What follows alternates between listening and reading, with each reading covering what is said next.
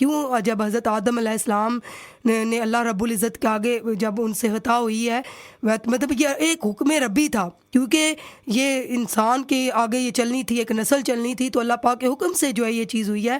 لیکن انہوں نے کیوں کہا کہ ربنا ظلمنا انفسنا وان لم تغفر لنا وترحمنا لنکونن من الخاسرین، کہ اے میرے مولا میں نے اپنی جان پہ ظلم کیا. جب ہم اللہ کی نافرمانی کرتے ہیں تو حقیقت میں ہم اپنے اوپر ظلم کرتے ہیں.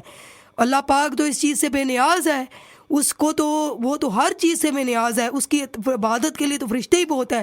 لیکن جب انسان گناہ کرتا ہے اور اس کی نافرمانی کرتا ہے تو وہ اپنے اوپر ظلم کرتا ہے.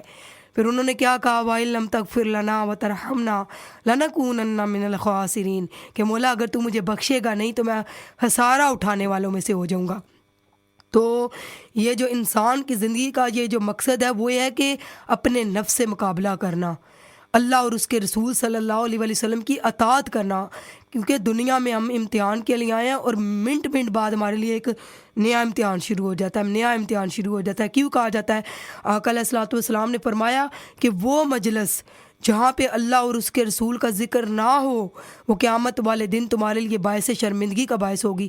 تو منٹ بعد تمہاری مجلس لگی ہوتی ہے، چاہے ہم فون پہ ہیں، چاہے ہم لوگوں کے ساتھ بات چیت کر رہے ہیں، کسی کے ساتھ بھی ہم بات چیت کر رہے ہیں، کوئی بہت کہے کہ یہ بہت بڑا مولوی ہے یا یہ ہے اس طرح ہے اس کی، تو اپنی زندگی کو لوگوں کی باتوں کی وجہ سے چینج نہ کریں. اگر اللہ پاک نے آپ کو اس ورد کرنے کی توفیق دے دی ہے، آپ 5 وقت کی نماز پڑھتے ہیں، قرآن پاک پڑھتے ہیں، تو جو مرضی لوگ آپ کے بارے میں بولتے رہیں، انشاءاللہ وہ وقت آ جائے گا. کیونکہ سچ جو ہوتا ہے نا وہ اوپر آ کے کھڑا ہو جاتا ہے، جھوٹ کی کوئی بنیاد نہیں ہوتی. سچ جو ہوتا ہے نا وہ ہمیشہ کھڑا ہو جاتا ہے. اسی لیے تو جو ہے آپ آقا علیہ الصلوۃ والسلام کی زندگی مبارک کو پڑھا جائے یا بڑے اولیاء کی زندگی کو پڑھا جائے تو کتنے بہتان لگے ہیں ان کے اوپر، لیکن اللہ پاک سچوں کے ساتھ ہے.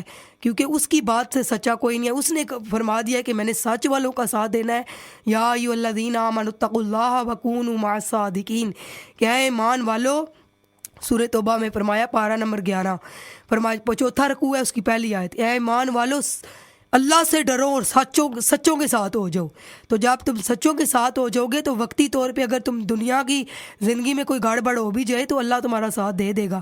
وہ مہینہ گزرے، 2 مہینے گزرے، سچ کبھی بھی نہیں چھپتا.